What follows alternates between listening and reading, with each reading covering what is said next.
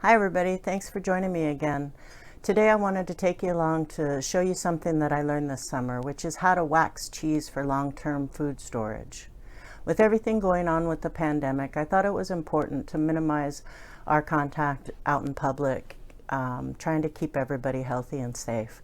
So I have been spending the summer working on gardening and learning new things like waxing cheese and canning, which I've only done once before in my entire life. But I pretty much spent most of the summer canning and gardening and just learning ways of preserving food long term.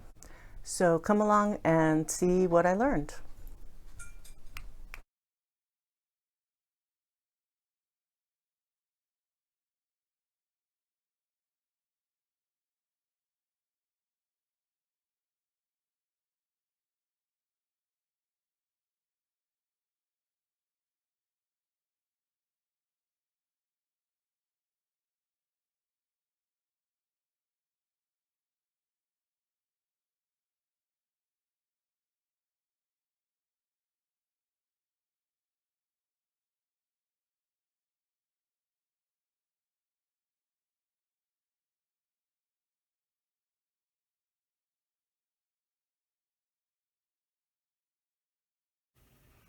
Well, I need to wax some cheese because we opened it up and left it in the fridge and it started to get moldy.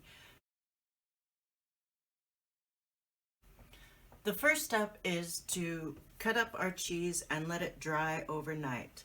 Now, one thing to keep in mind is the size of the vessel that you're going to use for the wax. This wax is cold and hard right now, but we'll heat it up when the time comes, so it'll be liquid, and then we're going to dip the cheese in there. So I want to make sure that when we slice the cheese, we have it in chunks that are going to fit in here.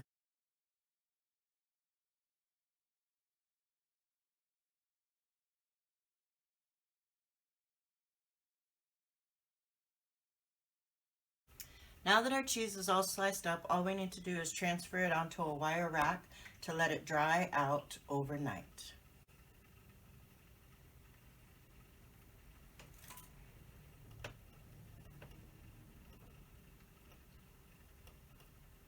We're just going to cover it up with a tea towel to keep the dust off of it. Finally, we need to find a good hiding place so that the cats don't get into it.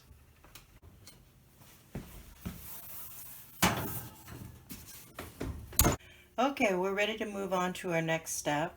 Here I have some food grade wax that I've set onto a double boiler, and I've heated up the water, brought it to a boil, and then set this in here to melt the wax, because before we did this it was hard like this one.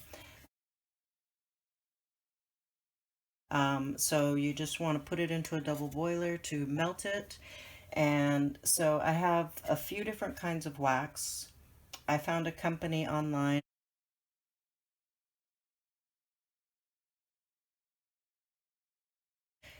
You can buy a pack of up to 3 different colors. They have 5 colors to choose from altogether.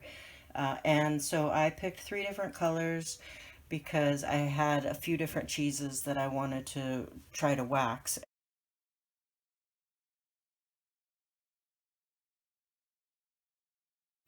I ordered some black, some clear, and some red.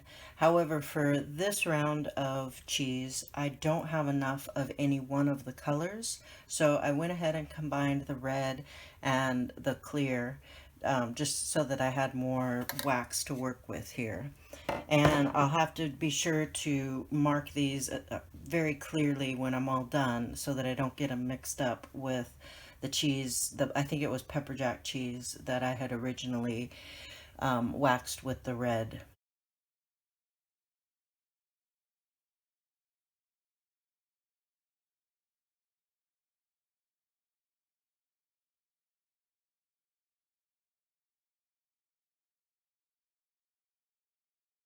Now that our wax has melted, I just want to talk a minute about why we left the cheese out to dry overnight, because we want to give it time for the oil to wick out of it. And so I know normally we think of dried out cheese as being useless unless it's, like Parmesan or a particular kind of dry cheese.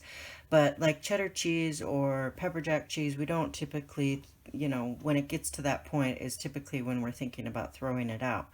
However, it is important to do when waxing, because as that oil wicks out, it's going to allow us to get a better seal with our wax.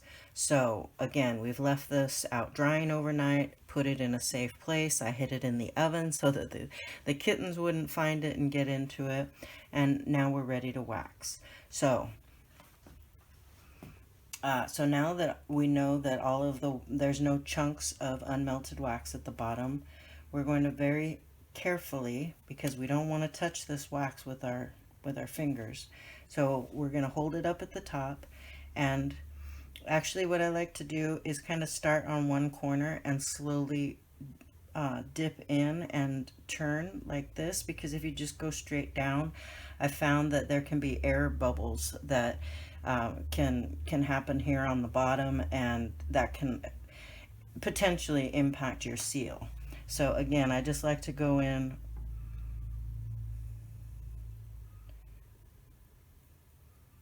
and you just want to do one fell swoop. I try to typically, this one I didn't do so well, but I typically try to get it at least halfway up. Again, making sure that I don't dip my fingers into the wax because it's hot.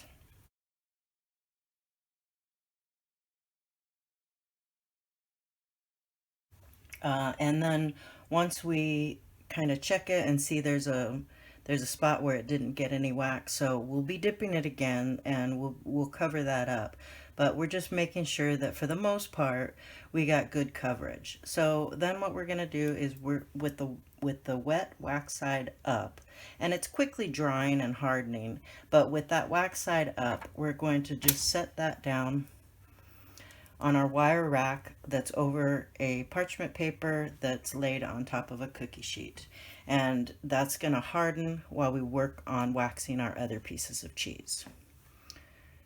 We had some pieces fall off here in the cutting process, but they made good little treats for me. So again, we're going to start on one corner and we're going to make one long, quick, smooth action of dipping that in there, trying to get the wax at least halfway up on both sides. And you'll see why in a minute why that's important. All right, I'm just going to keep doing that with each of our pieces. And one reason why it's important to have a good amount of wax in there and a nice deep pan is because when you're dipping in there, you don't want your cheese to hit the bottom of your vessel, because again, that can mess up your wax and eventually your seal. So let's just finish these off real quick.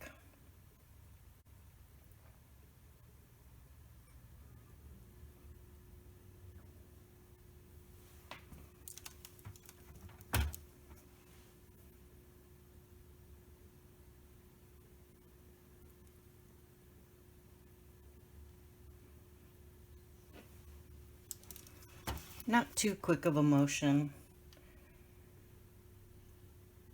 We do want to make sure that the wax has time to adhere to the cheese, but not too slow, because we don't want to melt our cheese in the hot wax.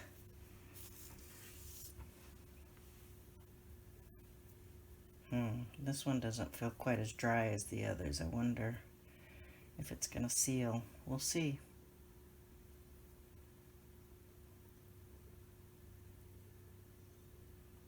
Now we've got each piece dipped at least once. So we're going to go back and with our first couple of pieces that are already hardened, we're going to start with those while the most recent ones that we dipped just have time to set. So we're going to want to make sure that we go all the way up and just slightly overlap with that first layer. And this one can be a little tricky because if you didn't leave a lot of space on one end like I didn't on this one, it can be a little tricky to try to keep a hold of it. So keep that in mind. Oops, other side. All right.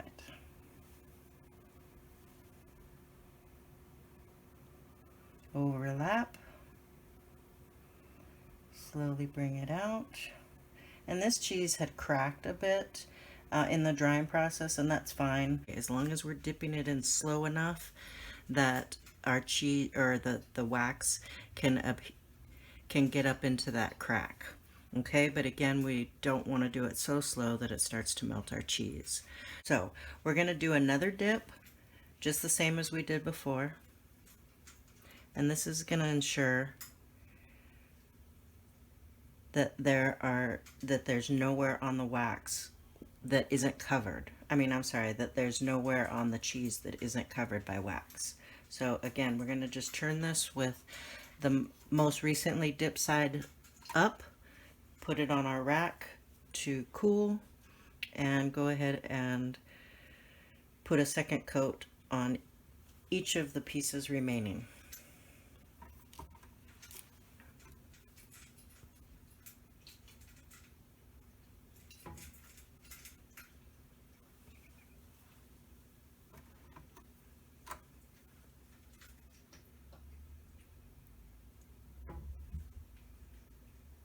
And when you do the second layer, of course, you still want to put the wet side up, because if you put the wet side down, you're going to leave marks in your wax.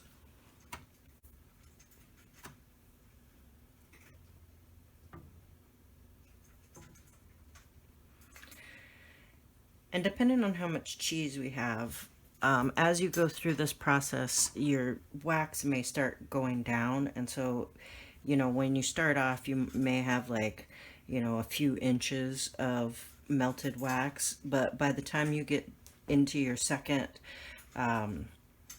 dipping, your wax will have, of course, gone onto the cheese, and so what's left in the pot will have diminished. So my point is that you'll have less depth in order to dip. So you also want to keep that in mind.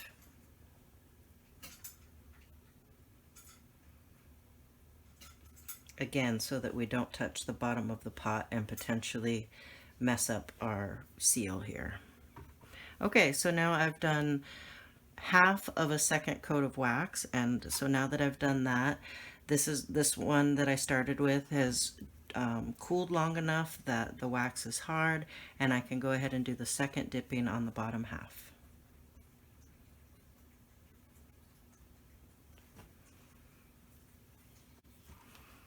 Okay, we'll just finish up with each of these, and then they'll really just need a little time to set. I like to leave them overnight before I, wrap them up into a brown paper bag or something and put them in a nice, cool, dark place to store until I'm ready to use them. And of course, I want to make sure that I mark these so that it's clear without opening them what's inside, and also so that I don't get this batch confused with the pepper jack cheese that I did already in red.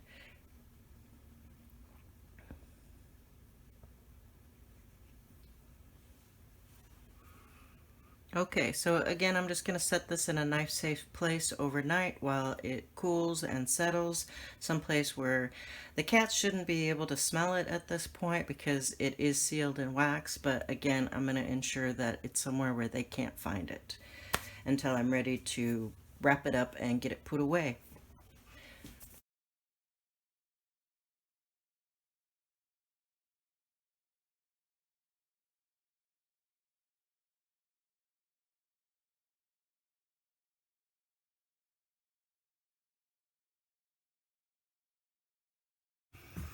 Our cheese is all waxed and ready to be put away for storage, so we're just going to take one last look at it and see if there are any obvious leaks. It looks like there is a little bit of oil that is seeping out but it's not a lot, and we're going to make sure that we actually use this cheese first because we started with extra sharp white cheese, and we don't really want it to get any sharper, I think, than it already is. So when we're ready to use cheese, we'll start with these. And in fact, I'm going to open one now to show you.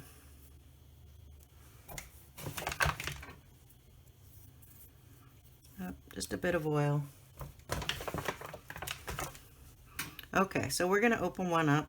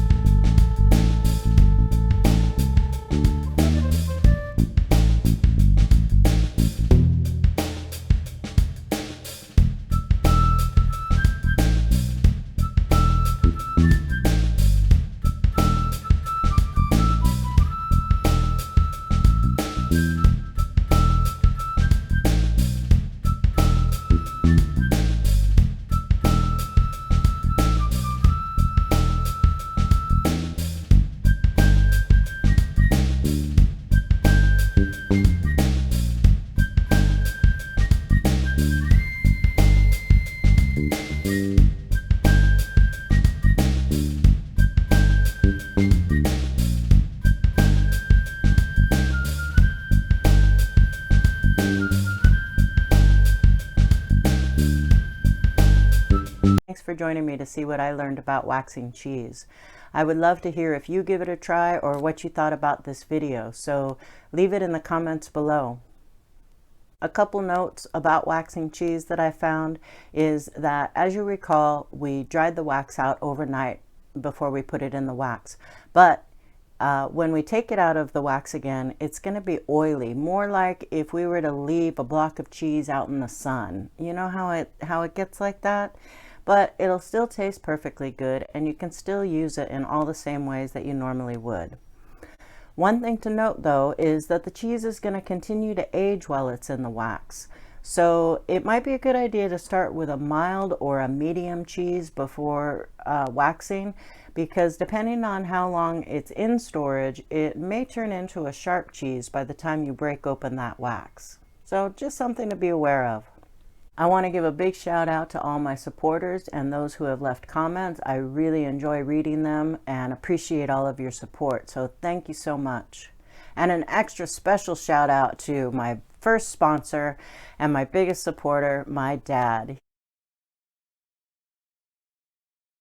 He surprised me by bringing me a brand new laptop to help with these vlog endeavors. So thank you, Dad. I will put it to great use, and you're the best. I've gone down some rabbit holes trying to learn new editing software so that I can try to do some cool new things with these videos, but alas, I'm not sure about all that yet. So I'm just going to use what's available to me for now, because I really want to get these videos out to you. And it's been a real bummer not being able to post some of the footage that I've been filming over the last couple of weeks. So keep an eye out for more videos, and maybe in the future they'll get more sophisticated. I don't know, we'll see. So that's everything for now. Thanks for joining me, and stay healthy and safe. Have a great day, and I hope that you'll do something every day to cultivate joy in your life. Until next time.